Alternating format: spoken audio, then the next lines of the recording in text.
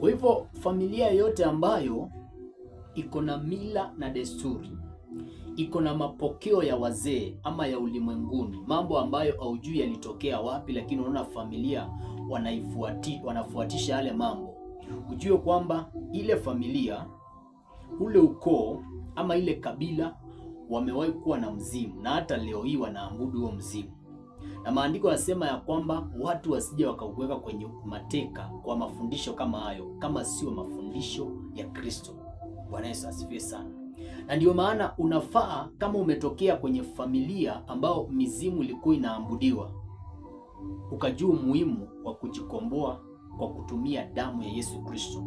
Ukisoma kwenye kile kitabu cha Petro wa kwanza, mlango wa kwanza na mstari wa 18, maandiko yanasema, nanyi mfahamu kwamba mlikombolewa si kwa vitu viharibikavyo, mtoke katika mienendo yenu mibaya mlioipokea kwa baba zenu. Kumbe damu ya Yesu Kristo ilikuja pia kukomboa mtu kutokana na mienendo mibaya, kutokana na mila na tamaduni ambazo ulipokezwa na baba zako, ulipokezwa na watu waliotangulia. Maana wale watu, ile mienendo, ile mila na tamaduni hawakupokea wao wenyewe, lakini walipewa na mashetani, walipewa na mizimu ya familia, walipewa na mizimu ya kabila. Ndio maana Petro anasema kwamba kwenye kitabu cha Petro wa kwanza 1:18 anasema ya kwamba nanyi mfahamu kwamba mlikombolewa si kwa vitu viharibikavyo, dhahabu au fedha, mtoke katika mienendo yenu isiyofaa, lakini mlikombolewa, mienendo yenu isiyofaa mlioipokea kwa baba zenu, lakini mlikombolewa kwa damu ya dhamana ya Yesu Kristo. Bwana Yesu asifiwe sana. Kwa hivyo kila mila na tamaduni na mapokeo na vitu ambavyo, takataka zote ambazo watu watakuambia kwamba unafaa ufuatishe jambo hili, ama unafaa ufanye hivi, unafaa uzike mtu kwa namna hii, unafaa ufanye harusi kwa namna hii, unafaa, hizo vitu unafaa kuwa very careful nazo sana, kwa maana mila zingine ama sheria zingine zilitoka kwa wazee ambao walikuwa wamepagawa na mizimu, na hivyo basi wakaziweka kwenye maisha yetu, wakazileta kwenye uhalisia wa maisha zetu. Bwana Yesu asifiwe sana. Kwa hivyo nilikuwa nasema kwamba kuna mzimu wa mtu, kuna mzimu wa familia ambao nimeeleza ya kwamba ule mzimu wa familia utajaribu kuleta mila na tamaduni, mapokeo ya namna fulani, lakini ikitokea jambo kama lile, unafaa uangalie naye Kristo anasema nini. Kama ni mapokeo ambayo yako kinyume na vile neno la Mungu nasema, unafaa ukatane na hao mambo kwa jina la Yesu Kristo. Maana mizimu mara nyingi inakuanga na tabia ya kufuatilia, jambo la kwanza, hata kwenye ndoa yako, ni nani ambaye utamuoa. Inafuatilia hata mambo ya afya, inafuatilia mambo ya misiba. Mkizika mtu mnafaa mzike kwa namna gani? Inafuatilia mambo kadha. Ndio sababu unashangaa kwamba kuna familia ambazo ndio wazike mtu, kuna kitu lazima kifanyike, sijui mke wake lazima alale na ile maiti siku moja. Zile vitu nadhani ni Mungu alizileta kweli? Nashangaa kwamba kwenye kabila zingine kuna watu wanasema kwamba ukiwa na harusi lazima wazee watengenezewe pombe, yaani ununue pombe kwa sababu ya wazee. Sasa mimi kama nimeokoka, uniwekee ulazima wa jambo kama ile, unadhani kama nitakumbali? Ama wataanza kuniambia kwamba wananiambia kwamba hata kwenye Biblia Timotheo aliambiwa kwamba kunywa kidogo. Timotheo aliambiwa na Paulo akunywe kidogo kwa sababu ya afya yake. Sasa unaponiambia wewe ukunywe kidogo, mimi nakushangaa, kwa sababu sijui kipimo cha kidogo kwako ni gani. Maana Timotheo alikunywa pombe kama dawa na ilikuwa imepimwa na Paulo. Paulo alikuwa ni msomi na alikuwa anajua kwenye ile pombe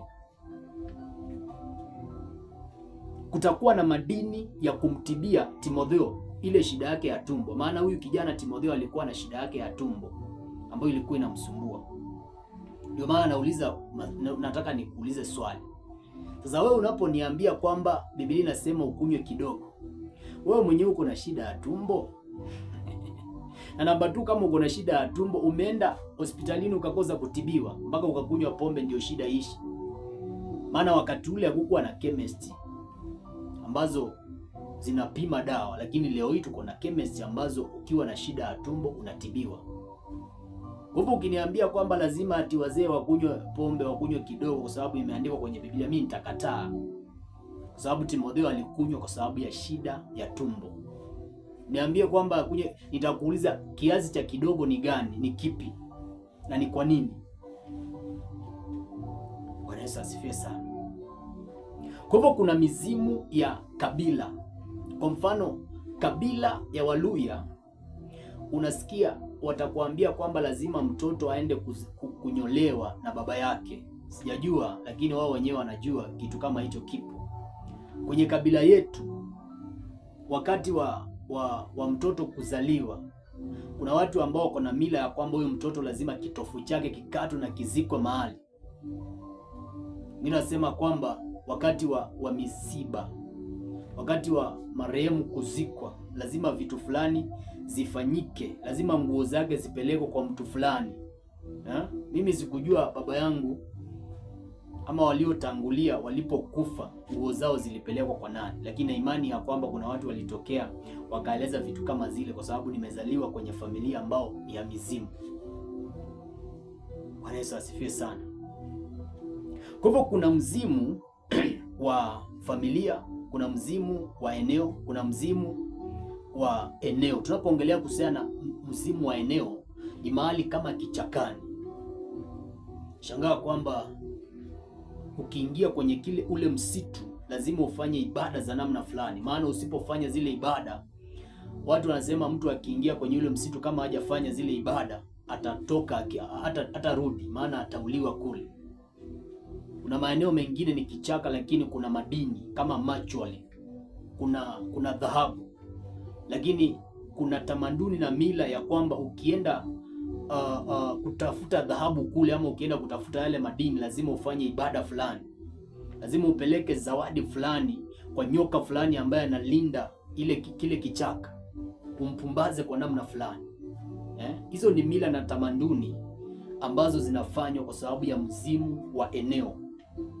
Mzimu wa eneo. Kwa hivyo kila eneo na kila mchanga ambao unakanyanga, ujue ule mchanga kuna mizimu ambayo iko na historia ya yule mchanga, na kuna mizimu ambayo imeweka sheria, mila na tamaduni.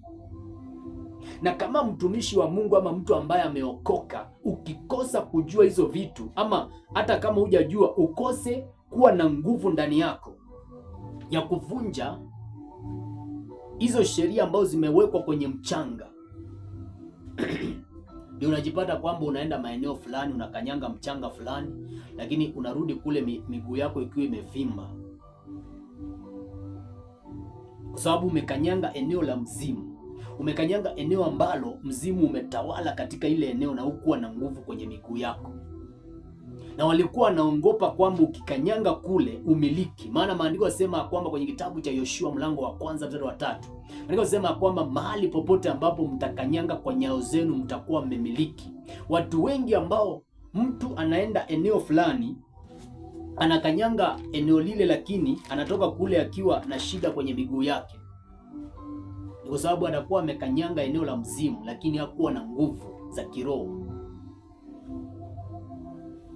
Bwana Yesu asifiwe sana. Atakanyanga kule miguu inavimba.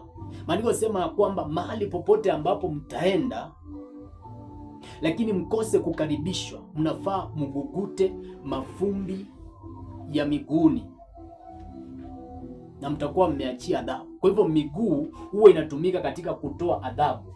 Nataka nisome huu mstari. Miguu inatumika katika kutoa adhabu katika maeneo tofauti.